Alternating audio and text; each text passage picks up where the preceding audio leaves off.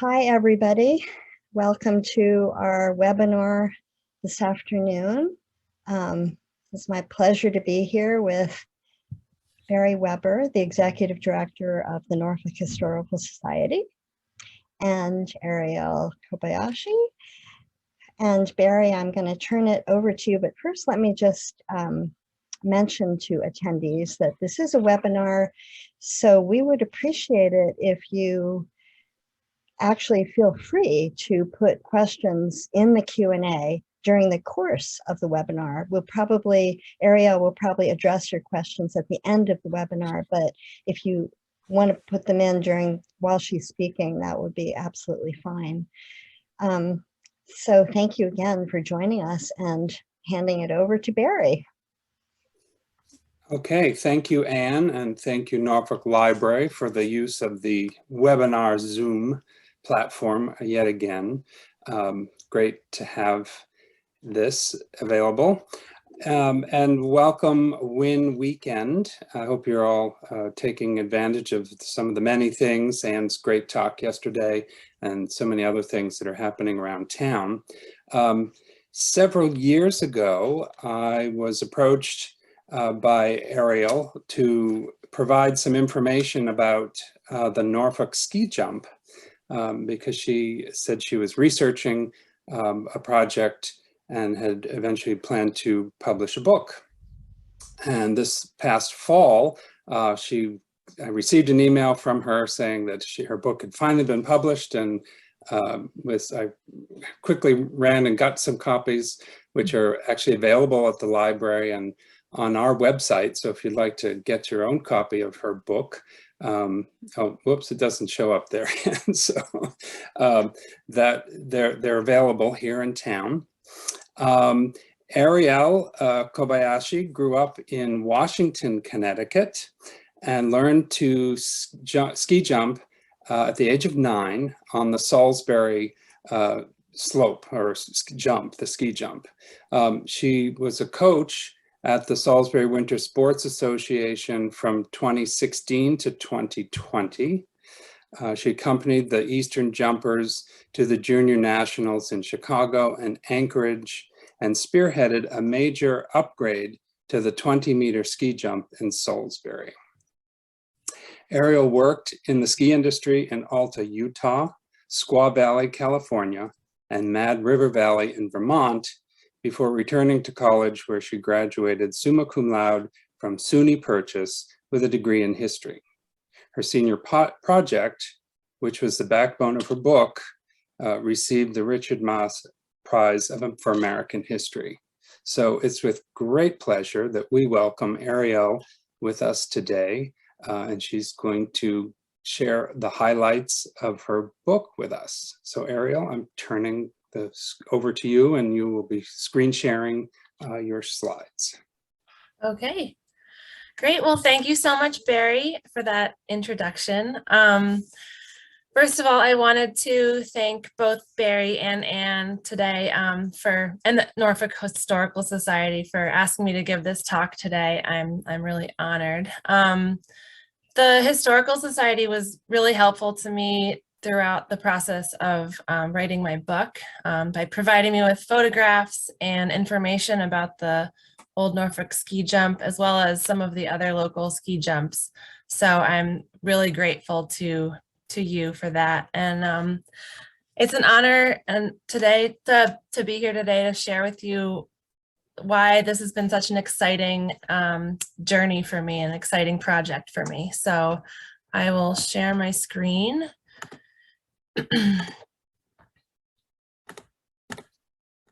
Okay, so this is me, age 9. I grew up in Washington, Connecticut, just about 45 minutes from the Salisbury ski jumps.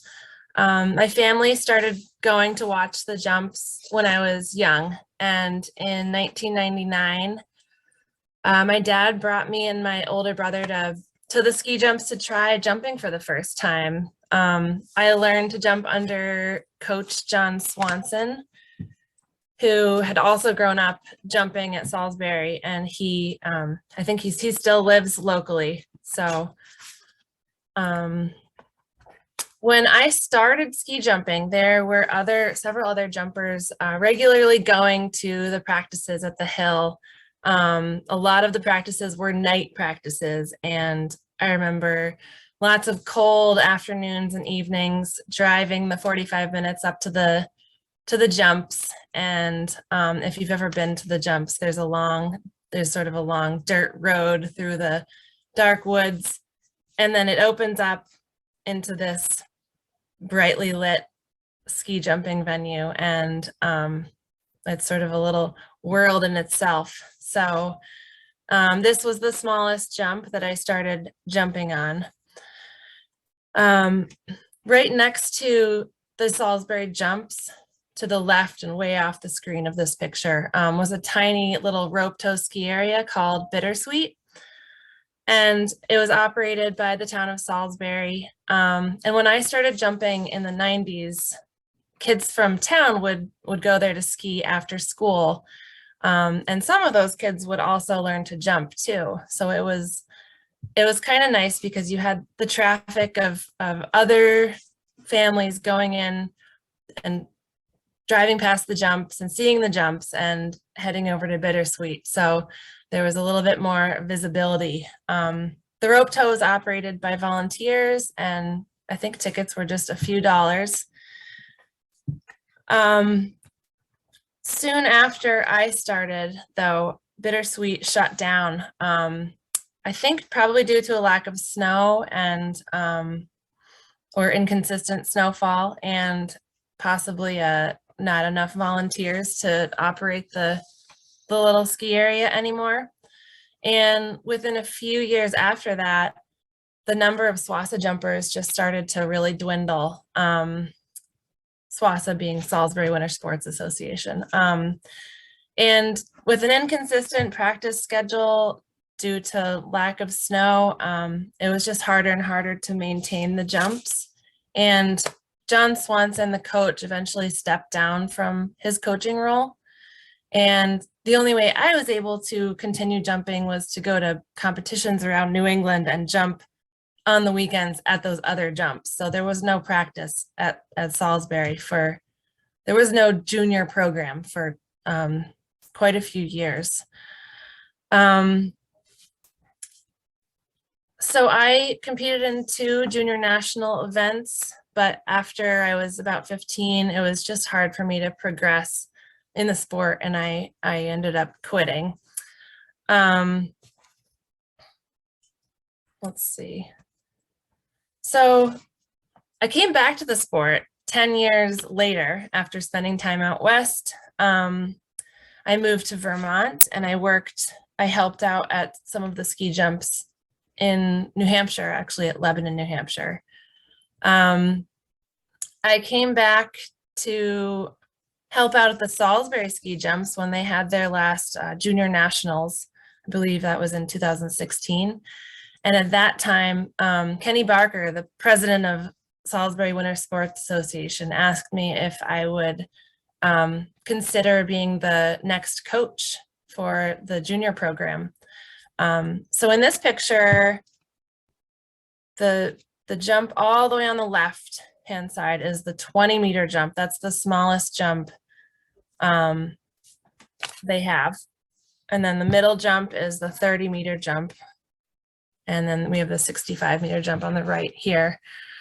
So I gladly accepted the position, and I was just so excited to be back and be part of the community again.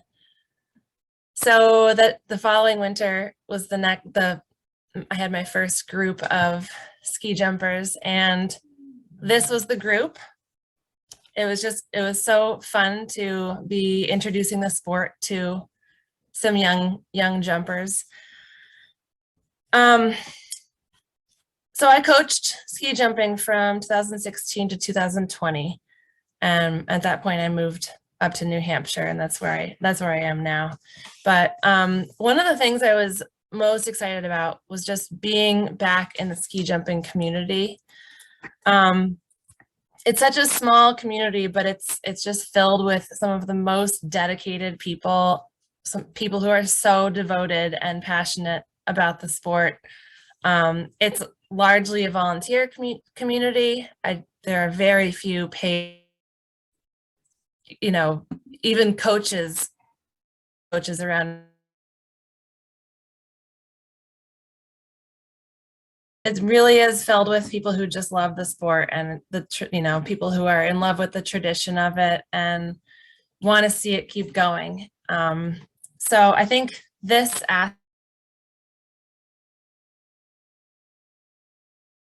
inspired me to write this book. So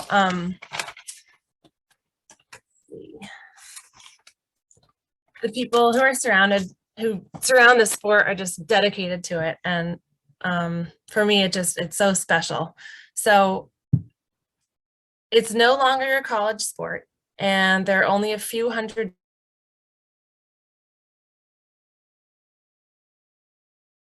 about the small jumps around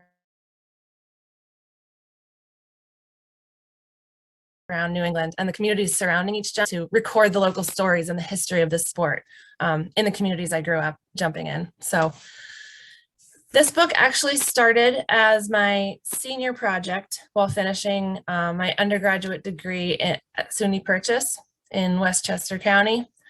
I decided at that time to do an oral history project. It would culminate in a long paper. It ended up being, I think, it's like a 60-page paper. So the oral history element of it included, I ended up interviewing, I think, 9 or 10 members of the ski jumping community throughout the Northeast. And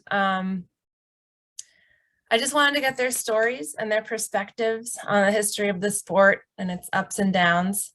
And I think in the end, their voices and stories really helped make the book come alive. After finishing the project, I was really happy with my paper, and so I decided to keep going, and it culminated in this book. So the book really has 2 parts to it. The first part is a history of ski jumping, and it starts in the mid to late 1800s in Norway, which is really where skiing as a sport kind of was born, and at the same time ski jumping. So it's a journey through from Norway, and then the sport kind of expanded internationally and came to this country at the very end of the 19th century, early 20th century. And then the second part, the first part also kind of walks through the highlights and the heyday of ski jumping, which was anywhere from the 1920s to the 1970s, probably, in the Northeast. And then the sport started on a decline in the 70s and 80s. So I talk a lot about what happened there and why that happened. And in the book, there was really a burst of ski jumping activity in the Northeast and in the United States in the 20s and 30s. Ski jumps were being built everywhere. I'm in so many towns in the Northeast and across the country, the northern part of the country. People say things like there was a ski jump in every town in the Northeast or every other town. And it's true. During the process of writing this book, I just kept hearing about new jumps. I had never, old jumps, but new to me that I had never heard of. I'd talk to someone and they'd say, oh yeah, there was a ski jump behind my house or behind the post office. And I just had never heard of it. So there were hundreds of jumps across the Northeast. And it's just, I couldn't even begin to cover all of those jumps. So I had to pick and choose in my book. But 3 of the jumps that I decided to highlight, my 3 Connecticut jumps, were the Salisbury jumps, of course, and then the old jump in Norfolk, and one in Colebrook. So there were others in the state. There was a jump at Hotchkiss School, one in Canaan and one in Sharon, and numerous others that I'm sure I haven't even heard of. But there was also a big jump just over the border to Massachusetts in New Boston. So I just thought it was so cool that there were so many jumps, and some of them really big in the Connecticut area. So I guess I thought I would read some segments of my book. One on the Salisbury jumps, one on the Colebrook, Norfolk, and New Boston jumps, so the local jumps. All right, here we go. So this is the Salisbury's 65-meter jump, taken around 1950. And here I will read from my book. Ski jumping in Salisbury dates back to the 1920s. In 1925, John Satry, who had recently immigrated from Trysil, Norway, settled in Salisbury, Connecticut. A rural area of rolling farmland and hills, Salisbury must have reminded Satry of Norway, and he soon decided to introduce his country's favorite sport to the people of Salisbury. In 1926, in front of a crowd of 200 or more, Satry sailed off a roof of a barn on his skis to demonstrate ski jumping to the curious onlookers. Soon, John's 4 brothers, Magnus, Olaf, Ottar, and Sverre, immigrated to America and joined John, who had already picked out a location for the first ski jump in town. The brothers had been competitive jumpers and cross-country skiers in Norway, and together with the help of 2 other Norwegian immigrants, they inspired 3 jumps were built, and in 1932, the Olympic ski jumping trials were held in Salisbury in front of 8,000 onlookers.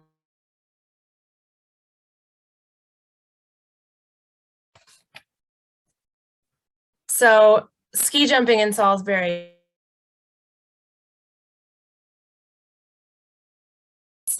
it really got the hill and the town off to an amazing start with ski jumping. So Salisbury, the jumps in Salisbury are the only Connecticut jumps that are still in operation. In Norfolk,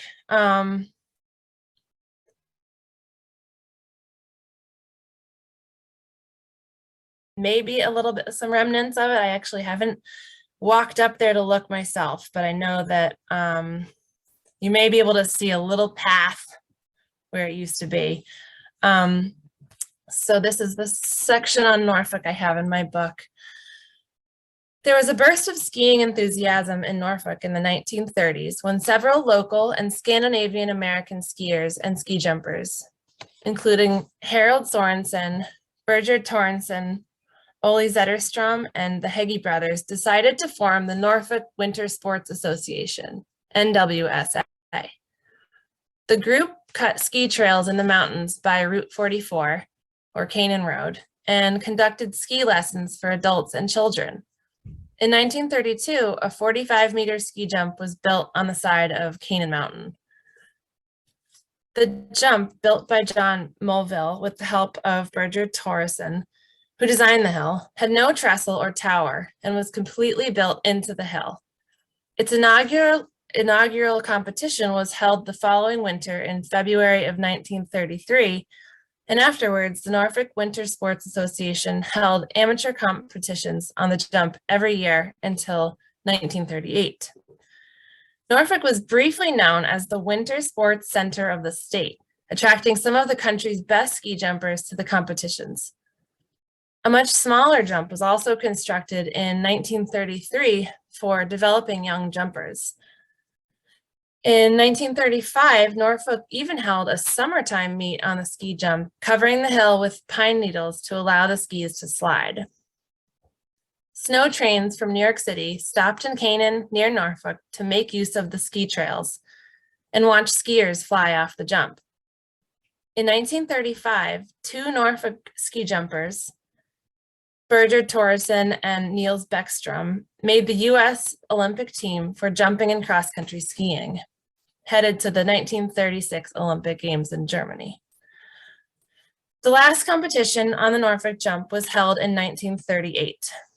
Warm weather and rain threatened to ruin the event, but Secretary of the NWSA, Mrs. R. Grant Bigelow, arranged to have the ice pulverizing machine, which was likely used for the winter carnivals in Madison Square Garden, brought to Norfolk from New York City to save the day.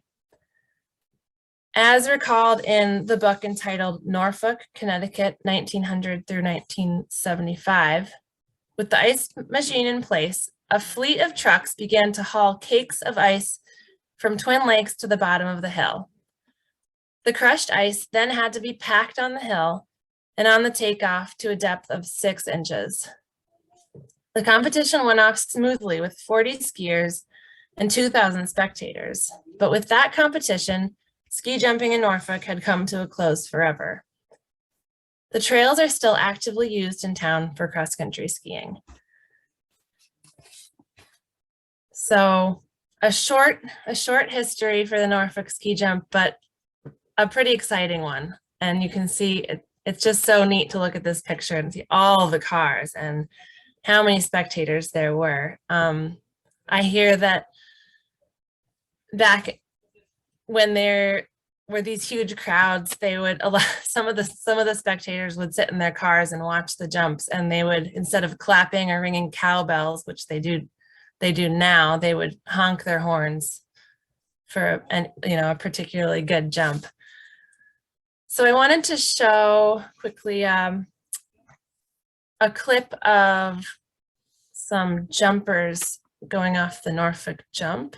Let's see. Stop sharing for a minute.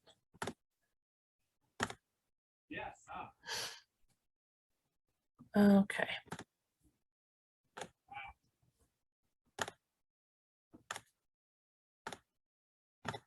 All right.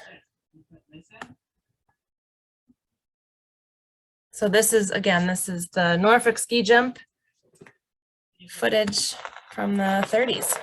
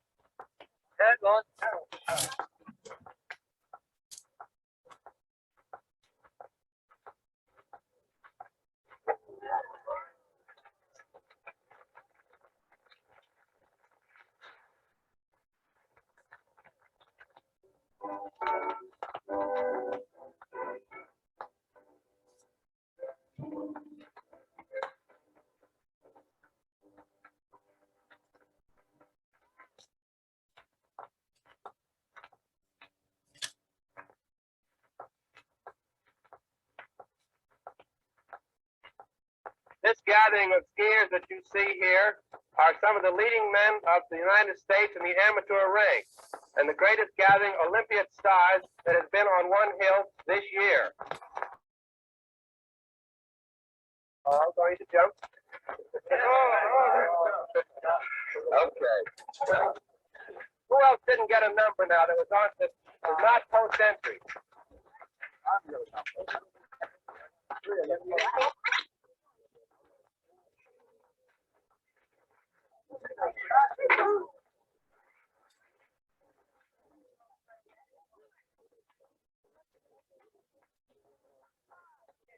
Number 54.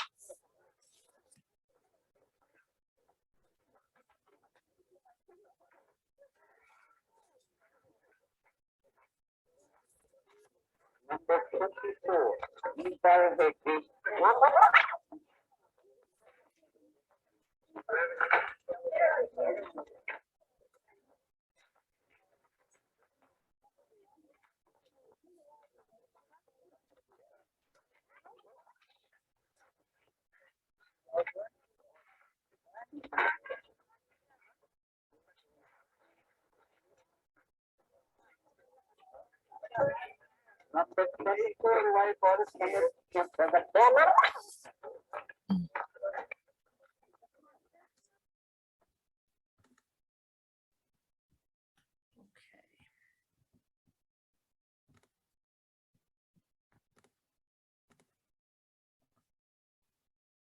Okay, so I think I saw the Norwegian flag flying in one of those clips, and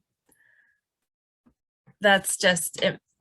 The Norwegians were the ones that brought the sport to this country, and in almost every case with almost every ski jumping club and ski club in the Northeast, it was a group of Norwegians. So it's just fun to see the Norwegian flag flying there. So here is a poster for one of the competitions at the Norfolk ski jump. And I just love this graphic of the ski jumper flying through the air. And as you can see, there were Olympic stars and other famous jumpers. It was a huge deal, and people were really excited about ski jumping in the 30s. So here's another photograph from about 1934. Richard Leach taking off from the Norfolk jump. And let's see. Okay, so moving on to the Colebrook jump. It's kind of amazing to me that just 10 minutes down the road in Colebrook, Connecticut, a similar story had unfolded around the same time period. And I think this cluster of ski jumps in Connecticut, along with the other jumps around the state, just really illustrate how much of the sport was booming in this country in the 1920s and 30s and 40s too. And just how excited people were. So this is an excerpt from my book about the Colebrook jump. So during the 1930s and early 40s, there was a ski jump in Colebrook, a town in northwestern Connecticut, right on the Massachusetts line. The 50-meter jump was located on the eastern side of Spencer Mountain. The hill was designed in the early and built in the early 1930s.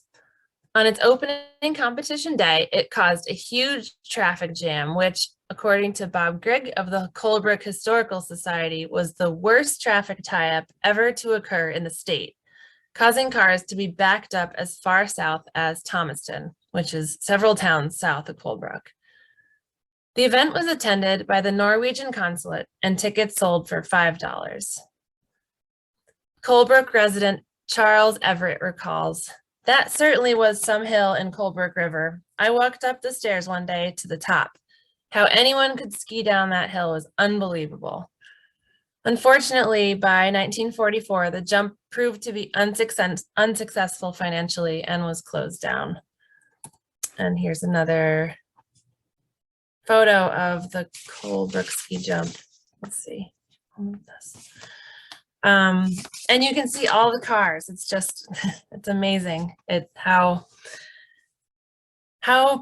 popular it was, and that there was this huge ski jump in Colebrook and the one in Norfolk. And I think I never knew about them. I've been involved in ski jumping for most of my life, and I just, in the last few years heard about these jumps. So this is one of my favorite photographs in the whole book. I think it's just the ski jumper silhouetted on the hillside in the back, and just really love this one. So just another 15 minutes away or so, there was another jump in New Boston, Massachusetts. And I'll read from my book about this jump. Just off of Route 8 in the New Boston hamlet of Sandusfield, Massachusetts, there was once a large ski jump called Suicide Hill. Inspiration for the construction of the ski jump came from the 1932 Lake Placid Olympics, where ski jumping was featured prominently as the most exciting winter sport. Of the new enthusiasm for the sport in New England, the Sandusfield Times remembers, jumps were built all over the region to lure the stars to perform and enthrall visitors. One of the largest and most spectacular was built in Sandusfield. Several businessmen from Winstead invested $7,000 into the building of the jump, designed for the New England Ski Club. That winter, on January 26, 1936, Suicide Hill held an inaugural exhibition jump in front of a crowd of 4,000 spectators. 10 Scandinavian American ski jumpers were invited to participate. Many of the jumps ended in crashes, and nobody jumped as far as expected. The name Suicide Hill perhaps stemmed from the way the particular jump was situated. As the Sandusfield Times recalls, it had a precipitous eastern face that ran directly down towards Route 8 and the Farmington River. The takeoff point was 425 feet up, and the run was 1,050 feet long, with a dangerously short landing zone, which helped lure some 4,000 spectators to come to watch those skiers who dared attempt it. By the late 1930s, Suicide Hill was struggling due to a few winters with too little snow, and by the early 1940s, the jump was abandoned and eventually dismantled. All that is left of Suicide Hill is a barely visible berm and rusting iron to the south of the pizza restaurant Via Mia, which has since closed down. So I think this really illustrates that the 1932 Lake Placid Winter Olympics possibly set off kind of like there was a domino effect of excitement of ski jumping in the Northeast. The Olympics had come to the Northeast, and ski jumping was the most exciting sport.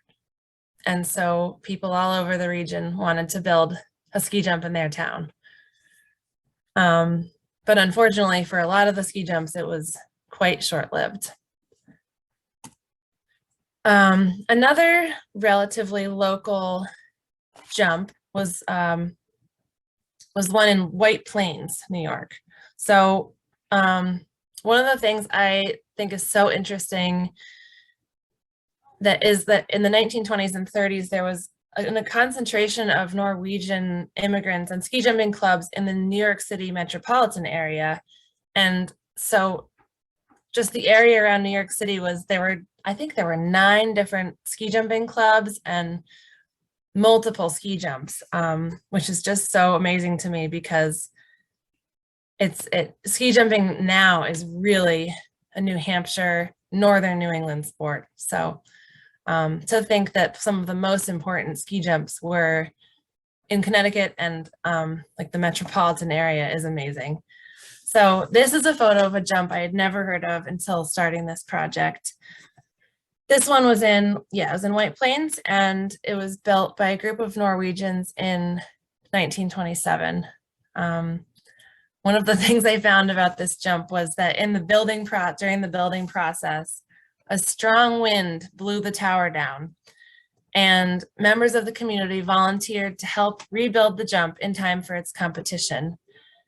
The New York Times recounted that, quote, with 5,000 spectators watching, 30 jumpers showed up, and most were hesitant because in the rush to rebuild, workers had not removed all the old stumps and boulders in the runout.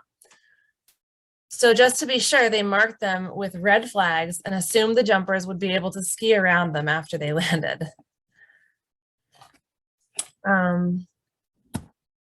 Okay, so another jump in the New York City area, well, at least about an hour and a half north of New York City, was the Bear Mountain jump. And this jump was one of the most important jumps on the Eastern Circuit and pretty important nationally, and there were some international jumps held on the Bear Mountain jump too.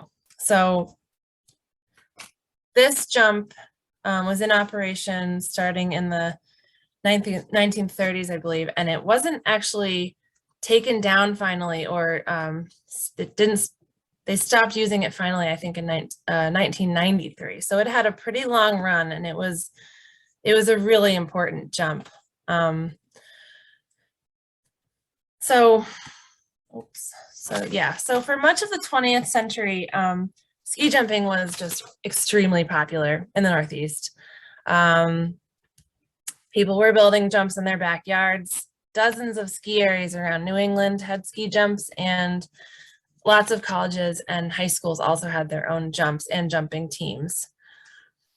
I'm going to read you another section from my book about the ski jumping scene in Salisbury from the 1950s, 60s, as remembered by Larry Stone.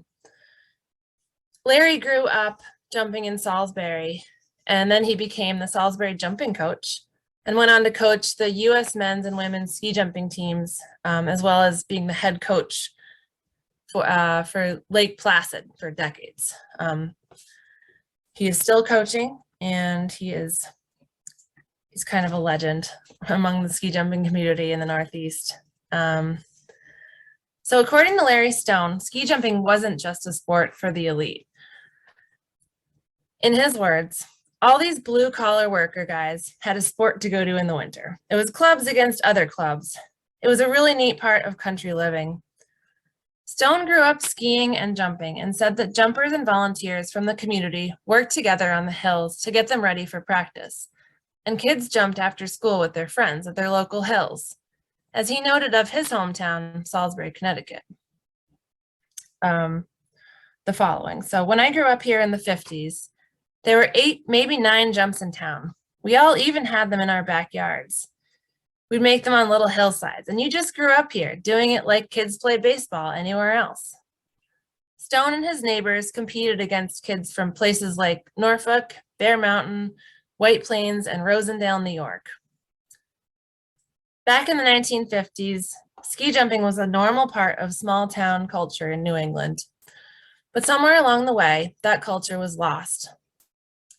He said, all these towns that I was talking about, they don't have jumps anymore. Used to be dozens of them, and now there's just a handful.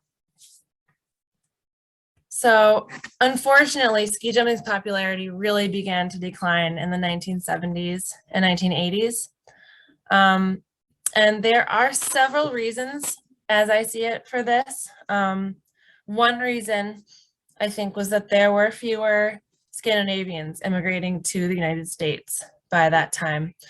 And Scandinavian communities in the Northeast that were once ski jumping's kind of driving force were dissipating. Another reason is that in 1970, see if I can move this. In 1970, a video went viral on television, and I'm sure some of you might remember seeing this one clip on BBC's Wide World of Sports. It was a video clip that played over and over again weekly for years and years. It was a clip from the 1970 World Cup ski jumping championships in Oberstdorf, West Germany. In it, Slovenian jumper Vinko Bogataj fell while skiing down the in-run or ramp before the takeoff of the jump. He tumbled down falling off the takeoff of the jump, tumbling down the side of the jump and scattering hill markers and spectators. So it was pretty catastrophic fall. And this one clip was just played every week for years. I will show you the clip. Oops. We can get to it.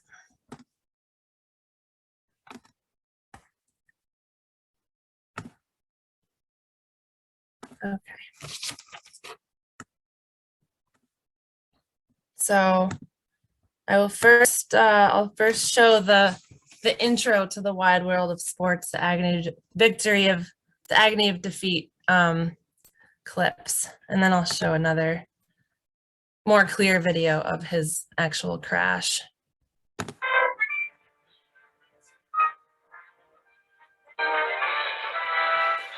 the globe to bring you the constant variety of sport, the thrill of victory, and the agony of defeat. The human drama of athletic competition.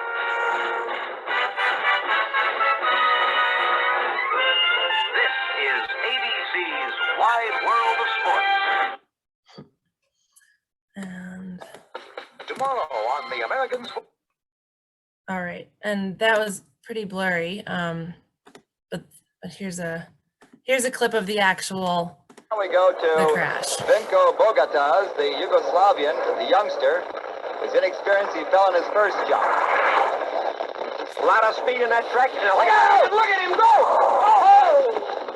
Oh, baby. All right.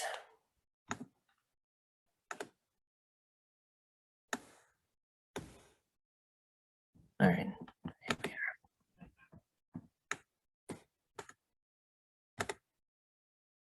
So, a pretty terrifying crash. I believe he was fine. I think he was bruised up, but I think he went back to ski jumping and he was basically fine. I actually think he's Slovenian, not Yugoslavian, but it seems to be a debate about that.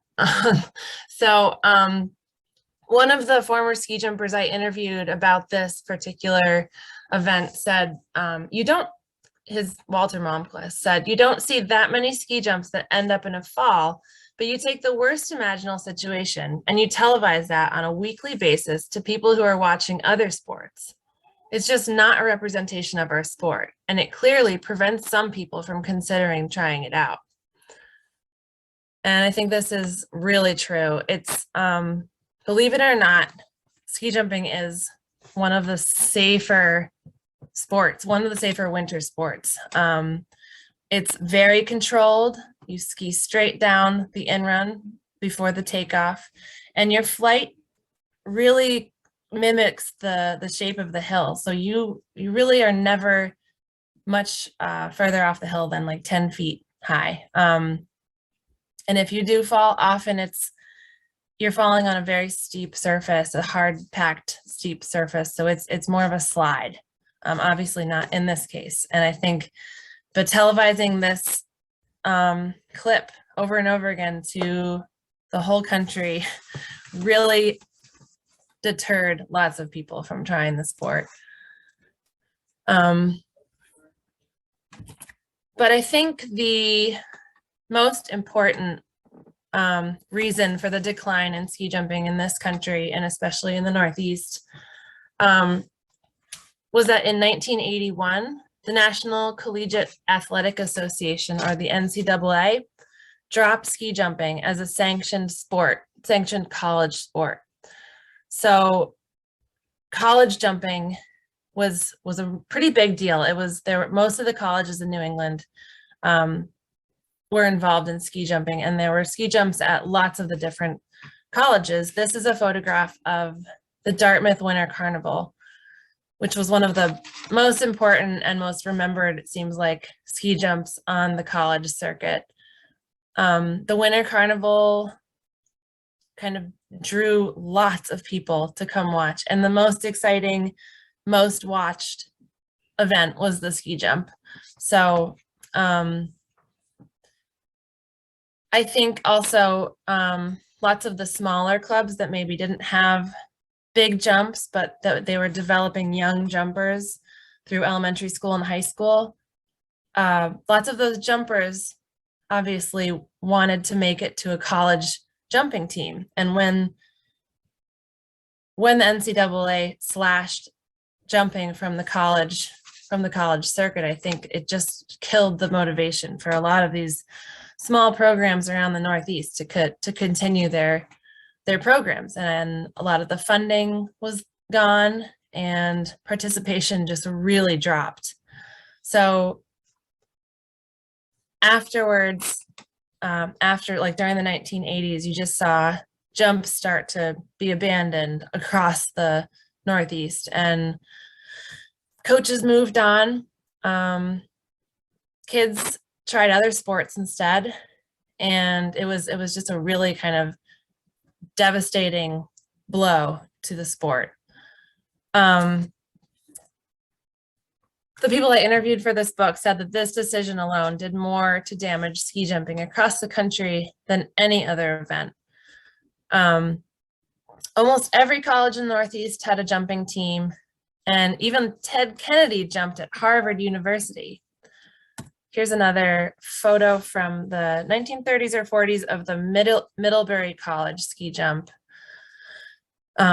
So a lot of these colleges had winter carnivals and still do, some of them. And ski jumping was just an integral part of it.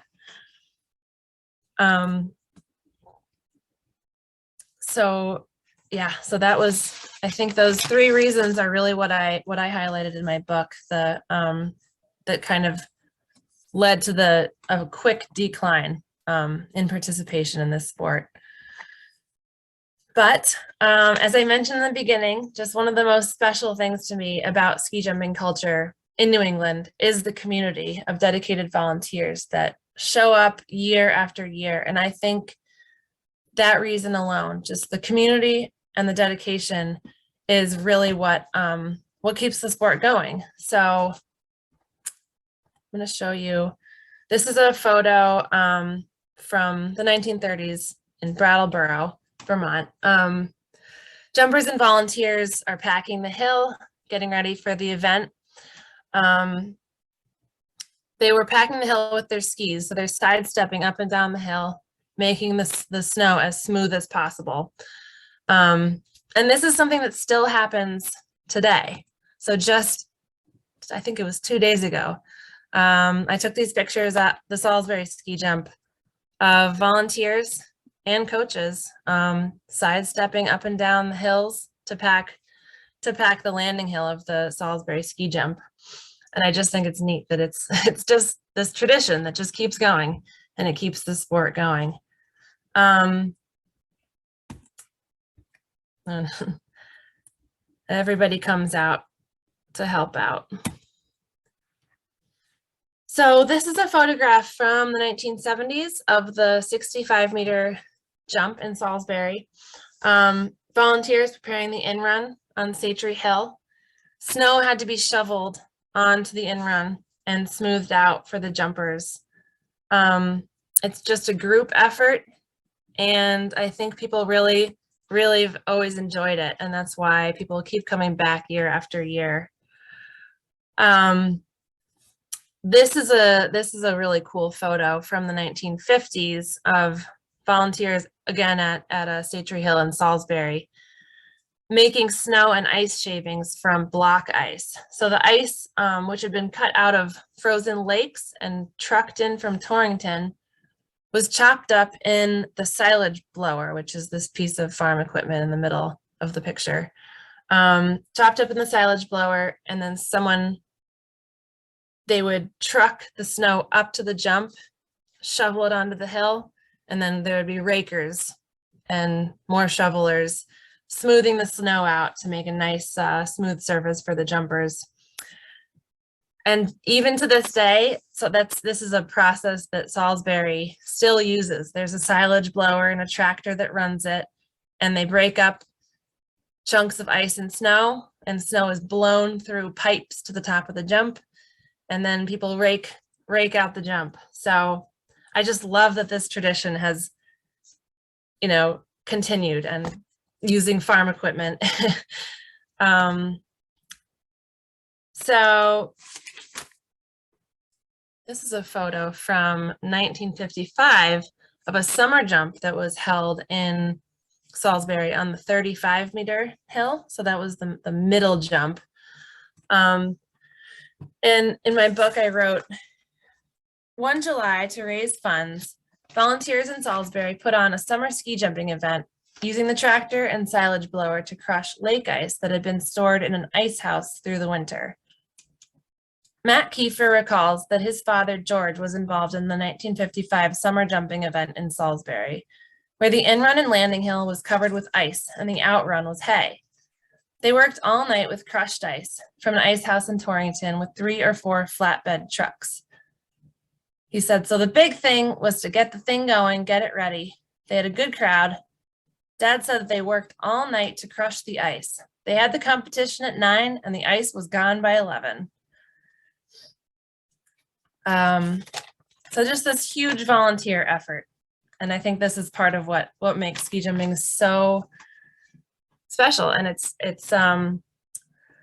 one of my interviewees from New Hampshire, Erling Heisted, said that volunteers and how you treat your volunteers will make or break your ski jumping club. The first thing that a volunteer needs to know is that they're wanted, that they're needed, and that they're appreciated. I think this part of ski jumping was exemplified last weekend, actually, in Brattleboro, Vermont. So Brattleboro has a 90-meter ski jump. And this year was their 100th anniversary of jumping in Brattleboro. They were going to have a big celebration with fireworks on Friday night, but Mother Nature had a different plan. So this is a quote from the Vermont Digger online newspaper. And this is a before and after picture. I don't know if you could. Groomers had smoothed over the frozen slope Wednesday, only to see a freak 60-degree thaw and pelting, melting rain strip away much of it on Thursday. That forced organizers to cancel Friday's scheduled fireworks and call in snowmaking guns in a last-minute attempt to save the rest of the centennial. Friday night travelers exiting Interstate 91 for southern Vermont resorts like Stratton drove past the surreal sight of a hill lit as bright as Times Square, teeming with crew members, athletes, and coaches raking, shoveling, and foot stomping the slope. Like the olden days, said Todd Einig, who first jumped Harris Hill in 1986. That's what it's all about. When the challenges hit, everyone comes together. So, here we go. So I wrote in my book that there's a strong sense of camaraderie present within the ski jumping community, creating an atmosphere that attracts volunteers and spectators that make watching this sport their annual tradition. Ski jumpers cheer each other on. Parents of ski jumpers become close friends with each other. At different meets around the Northeast, jumpers stay with other jumping families. Each weekend, you see the same people over and over again, and this forms a strong bond. This is something that sets the sport apart from others. Volunteers continue to help out at the ski jumps because of this camaraderie. There's a sense of togetherness that sets ski jumping apart from other sports. When my ski jumping coach quit in the middle of my career, there was no coach to replace him. And my father recalled that you were taken on by other clubs and coaches, which is a pretty interesting aspect of ski jumping in New England, that you could still pursue the sport by the grace of 6 other clubs in New England. The other coaches were always willing to coach whoever was on the hill, practicing or competing. And I think that's really what I love so much about this sport, and what keeps people coming out and working so hard. So I thought I would end with these 2 photos. Sort of a look to the future. So on the left were some of my junior jumpers when I was coaching at the top of the small hill. And on the right was this past weekend, and that's my son in the blue hat. So I just wanted to share and capture what makes this community so special to me. And my hope is that with my book, more people will get involved and come out and help and try ski jumping. So thank you. Great, thanks, Ariel. That was so fascinating to see. We do have a question in the Q&A, and if you still have a question, please feel free to enter that in now. Someone entitled Zoom User, we don't know who that is, says, why did the NCAA put an end to the college ski jumping? That's an interesting question. Yeah. And I think there's kind of some debate about that. Some people point to the cost of sanctioning the sport because of the insurance, but a lot of the people I talk to think that, so coaches around the country felt like they had to be recruiting Scandinavian jumpers for their jumping teams to stay competitive. And some of the coaches from colleges that maybe weren't doing as active recruiting were tired of not doing well in the competitions, and they kind of, a small group got together and just put the kibosh on it. They just, they said, let's just not do this anymore. So I think it was kind of a small group of people that just decided on their own that it shouldn't happen anymore. It's a little bit mysterious, even to me still after writing this entire book, why it happened. Well, so the sequel. Yeah. And I hadn't thought about that Wide World of Sports footage, which, I remember that on the Saturday television as my dad and brother would watch whatever sport was coming up for that day. So that was kind of fun to see. I had a question that came through to my mind when you were talking about that hill that was constructed rather quickly in New York or something for a competition, and the stumps in the landing area. How fast do you think one is traveling when you hit the ground off of a jump? Probably on that jump it could have been like 30 or 40 miles an hour. Yeah, so not much control, really. No. And ski jumping skis don't have metal edges. So you can't really turn. Yeah, that was one quote that really stuck out to me. Yeah, crazy. And I know the couple of years ago, 2 years ago, I believe, we received some old ski jumping skis that were used by a family here in Norfolk, probably on our jump. And I know the binding is not connected to the heel for your ski to pivot. Is that the case today with the modern skis? Are they? It is. Yeah. So a loose binding.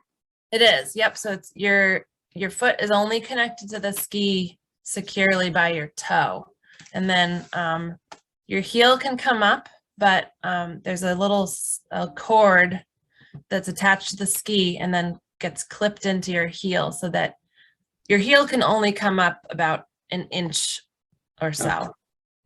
And that's really so that when you're in the air and the air pressure is under you, your skis don't come way up at you, but they still can, they come up a little bit. If your heel was attached to the ski, your tips wouldn't be able to come up.